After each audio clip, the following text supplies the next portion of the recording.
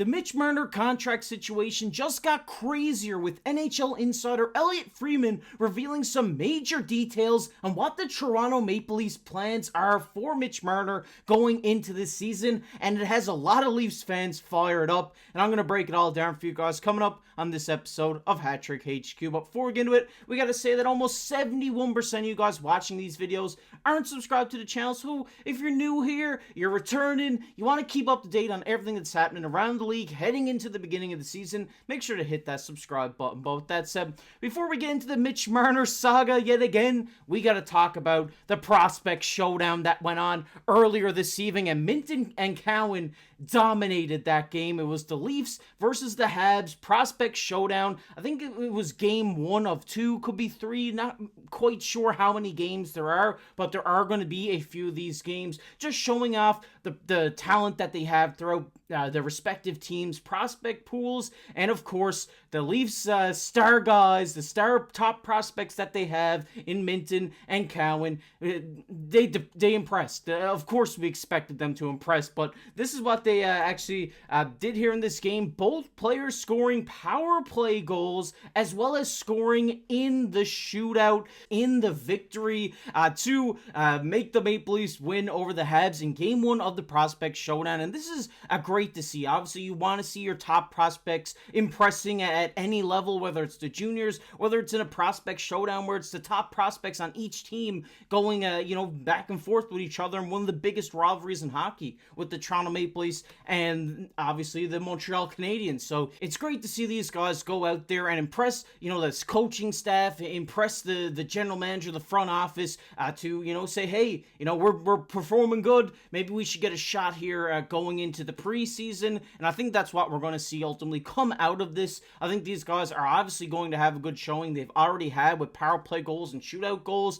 with another game or so in hand to play in this prospect showdown. We're going to see a lot more out of these guys, but it's obviously great to see top prospects show out in these games, because obviously these guys are the future of your organization, and Easton Cowan and Fraser Minten are certainly that for the Toronto Maple Leafs. It's just great news today, and definitely tune into the next prospect game to see, just have a look at all the prospects. There's a lot of great guys coming up through the system of the Toronto Maple Leafs and the Montreal Canadiens as well, and it's great to see them go head to head and get a feel for what kind of players they are. And it's just great to see Cowan and Minten dominate in these games, and I really hope that it does land them a spot on the preseason roster for them to ultimately try to get a shot at being in the big club this year. But great news coming out of the prospect showdown today, but definitely stay tuned to it, because it's great to see these young guys start developing and play against each other in a friendly game. We also got to see a fight between Fleury and Jack Guy on the Montreal Canadiens as well, which I thought was great. But we're talking about Leafs here today, and it's great to see Cowan and Minten have a good showing today. But with that said, let's get right into the second topic of the video today, which is big update on Mitch Marner extension. And yes, this is something that's been talked about a lot here over this summer. Will Mitch Marner be traded? Will he be extended? We don't know what's really happening, but now it's seeming now like the Mitch Marner trade situation is just completely out the window. It is not going to happen. He is going to stay with the Leafs. It just seems like if it hasn't been done already, it's not going to be done. So expect Marner to be playing with the Leafs this season, which I think is the right move to do. I've been saying that. I said I don't know. I keep saying I don't know why you would want to trade away one of your top players, and I get it. I see your guys' comments. He doesn't do it in the playoffs, but maybe he could. Maybe after last year, after being dragged through the mud by the media, dragged through the mud by the fans, maybe he's going to go into the playoffs this year with a chip on his shoulder. He definitely is going to go in with a chip on his shoulder and try to prove to the fans, prove to the organization, prove to the media that he is a playoff guy. And we did get an update here from Elliotte Friedman revealing what he thinks the Leafs should do here heading into the season with the Mitch Marner contract. And this is what he had to say here. He said, Marner has taken this summer very, very seriously. And if you're asking me what the best thing for the Leafs is signing an extension. You always bet on talent.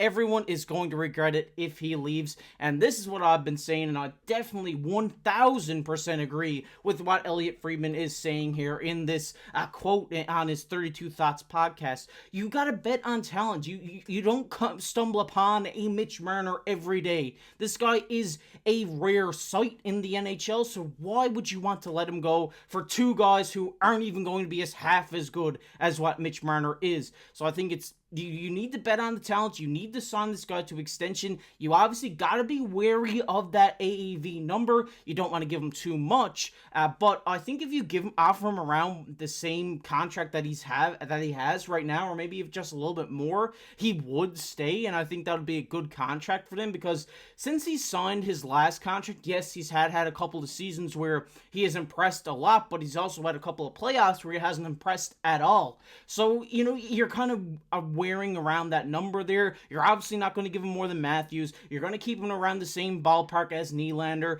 just because these are the top guys, and nobody else is worth more than anybody else. I mean, Austin Matthews should be the highest paid guy on the Toronto Maple Leafs. He scored 69 goals last year. We're not going to see Mitch Marner go out and score 69 goals, so, I mean, we could, but I highly doubt it, because he's just such a great playmaker. But I do think this is something that we need to keep a very close eye on going into this season, because, like Elliotte Friedman said here, you would regret it if he leaves. You know how much Leafs fans regretted losing Zach Hyman? You remember how much you regretted losing Nazem Kadri? And all these guys that have left and went on, Phil the Thrill, that have gone on to win Stanley Cups, to go on to just play even better than what they were playing in Toronto. Just as soon as they got out of Toronto, they picked up their careers, and it just soared off like a rocket ship up into space. So it just seems like if Mitch Marner does leave Toronto, and I know a lot of you guys want him to be traded, but if he is traded, he's just going to go do what he's doing in Toronto on another team and doing it way better, because we see this constant trend with people leaving Toronto. It's like as soon as they leave Toronto, they hit another gear, and they're just in that mode, and they go put up more points, more goals, more assists on other teams. And I think you want to stick around with Mitch Marner, because he's in the prime of his career right now. He's worked hard this offseason, like Elliotte Friedman said, and I do suspect that we will see a great season out of Mitch Marner here this year, and I think we will see a better playoffs out of him. I think, like I said, he's walking around with his head hang low all offseason, thinking about everybody hating on him, thinking about everybody wanting him traded. That's just going to want him to play more competitive and play better for his team, the fans, and the city. It just makes sense for you to keep a guy like this around. And just to bring up his stats here, I mean, this guy had 97 points in 21-22, had 99 points in 22-23,